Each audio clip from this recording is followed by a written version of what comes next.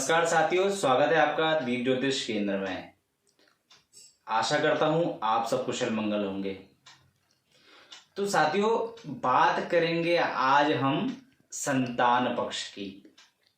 जातक की कुंडली में संतान पक्ष कहां से देखा जाए और आज की समय की सबसे बड़ी दिक्कतें जो आती हैं आफ्टर मैरिज, संतान लेट में होना या मिसकैरेज हो जाना या संतान होते वक्त प्रॉब्लम्स होना या ऑपरेशंस होना, ये बहुत सारी दिक्कतें आज के समय में बड़ी समस्या बनी हुई है। ऐसा होता क्यों है आखिर? तो आज मैं चर्चा करूंगा इस बारे में कि किन ग्रहों की वजह से, ऐसे कौन से ग्रह हैं जो ये सब दिक्कतें देते हैं, या ऐसा हो क्यों रहा है, और संतान पक्ष के लिए हम कुंडली में कौन सा भाव देखना चाहिए और देखें। तो साथियों, पंचम भाव, कुंडली में जो पंचम भाव होता है वो संतान का होता है।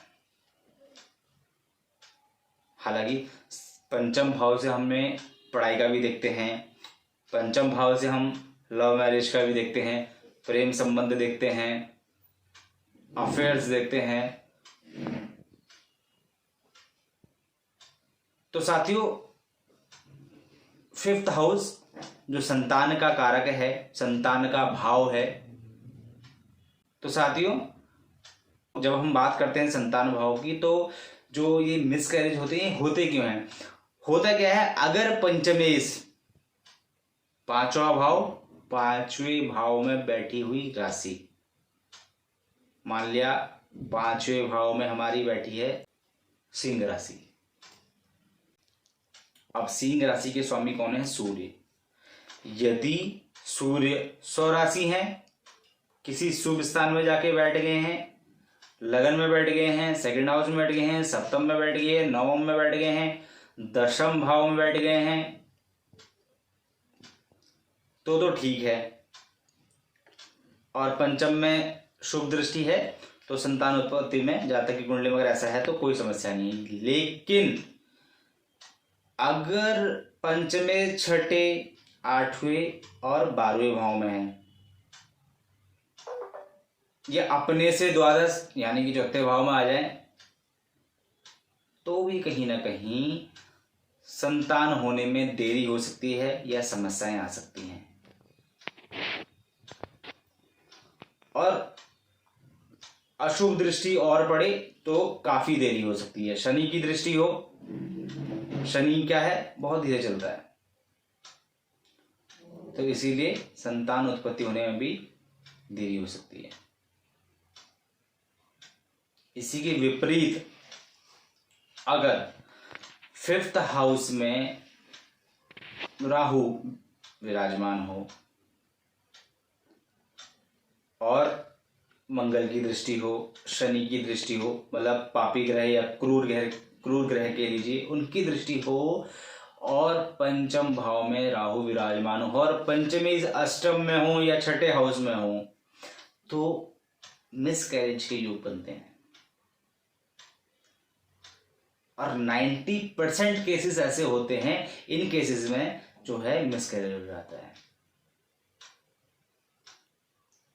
और यदि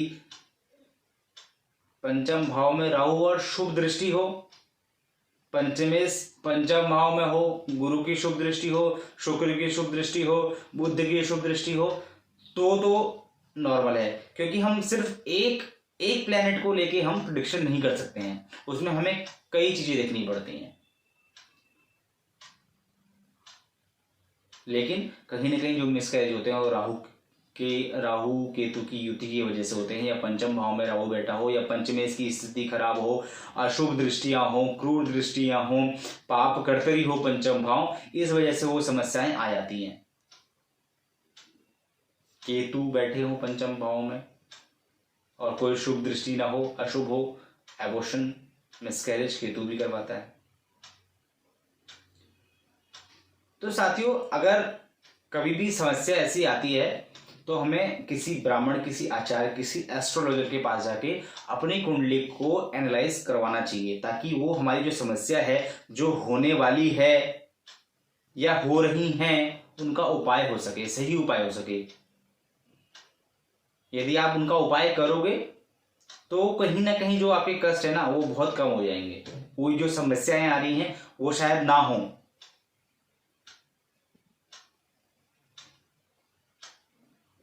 तो साथियों, यदि आप भी ऐसा कुछ परामर्श मुझसे लेना चाहते हैं तो मेरा जो नंबर है वो डिस्क्रिप्शन में दिया हुआ है, आप मुझसे परामर्श ले सकते हैं।